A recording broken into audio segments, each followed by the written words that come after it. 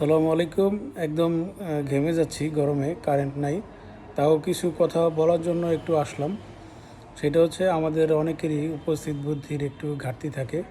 আশেপাশের অনেক মানুষ দেখবেন যারা আপনি কোনো কিছু বললে তাদের সুবিধা মতো খুব সুন্দর একটা উত্তর আপনাকে আমাকে দিয়ে দেয়, কিন্তু আমরা অনেক সময় পারি না এবং এরকম হয় যে আমরা একই ভুল দ্বিতীয়বারও করে ফেলি এবং একটু আগে থেকে বুঝতে পারি না যে এরকম একটা ভুল হতে পারে, এরকম একটা সমস্যা হতে পারে। এটা আমরা অনেকেই বুঝতে পারি না। তো যার কারণে পরবর্তীতে আমাদের কাছে খারাপ লাগে বা আমাদের মনে হয় যে হয়তো আমি এরকমই, আমার হয়তো শুধরানো হবে না বা আমার এরকম ভুল হয়েই থাকবে। ঠিক আছে, হয়তো আমার সাথে এরকম হয়। এরকম অনেক মানুষ আছে যারা এরকম ভুল করে ফেলে, একই ভুল বারবার করে। ঠিক আছে, তারপর অনেক প্রশ্নের উত্তর, অনেক সমস্যার সময় সাথে সাথে ওই উত্তরটা মনে থাকে না, কথা বলা যায় না, বা যে কথাটা যখন বলা দরকার তখন বলা হয় না, পরবর্তীতে বলা হয়। এইভাবে আমরা অনেকেই ঠকে যাই এই জীবন যুদ্ধে, বিভিন্ন বিভিন্ন পর্বে, বিভিন্ন সমস্যায় আমরা প্রতিনিয়ত হেরে যাচ্ছি। তো আসলে এখানে তো আমাদের মানে আপনি যদি রিয়েলি চিন্তা করেন তাহলে দেখবেন যে এখানে আমাদের কিছু করার নেই।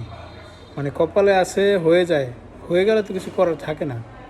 এবং এটা নিয়ে আফসোস আমরা করি, কিন্তু আফসোস করেও লাভ হয় না, আবার পরবর্তীতে আমরা আবারও ঠকে যাই। তো এই ঠকে যাওয়া মানুষগুলো দিন শেষে, অরিজিনালি দিন শেষে দেখবেন যে এরা ভালোই থাকে। আপনি সাথে সাথে একটা ঠোঁটফাটা একটা উত্তর দিয়ে দিলেন, একজনকে কষ্ট দিলেন, আটকে দিলেন, ঠিক আছে, বেঁধে দিলেন, কিন্তু আপনি নিজে ঠকে গেলেন, এতে আপনার অরিজিনালি ঠক হয় না। দিন শেষে দেখবেন আপনি একটু ঠকলেও আপনি একটু নিরিবিলি থাকেন এবং এখানে আপনার দোষ নেই। আপনি যদি মরে না আসে, আপনার কিছু করার আছে? আপনি যথাসময়ে উত্তরটা দিতে পারেন নাই, এই কারণে হয়তো অনেক চাকরিও অনেকের হয় না। ঠিক আছে, তো কিছু করার নাই, তো এখানে আফসোস করার তো কিছু নয়। আপনি যদি সম্ভব না হয়, আপনি জাস্ট চোখ কান খোলা রাখতে পারেন, ভেবে চিন্তে কথা বলতে পারেন, জ্ঞান অর্জন করতে পারেন, পড়াশোনা করতে পারেন।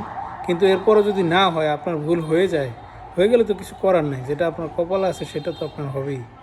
এই যে এখন ঘাম ঘাম চলে আসছে কপালে, কিছু করার আছে? এরকম যারা আমরা ঠকে যাই, এই মানুষগুলো সত্যিকার অর্থে ভালো মানুষ। যারা ঠকে যায়, ঠকে গিয়ে যারা মেনে নিতে পারে, দিন শেষে এরাই ভালো থাকে। খুব বেশি মানুষ কি আপনাকে খুব বেশি ঠকাইতে পারবে? মানুষ আপনাকে খুব বেশি ঠকাইতে পারবে না। আপনি যদি নিজের চেষ্টা করেন, নিজের অবস্থান থেকে ভালো করার চেষ্টা করেন, তাহলে আপনাকে কেউ ঠকাইতে পারবে না।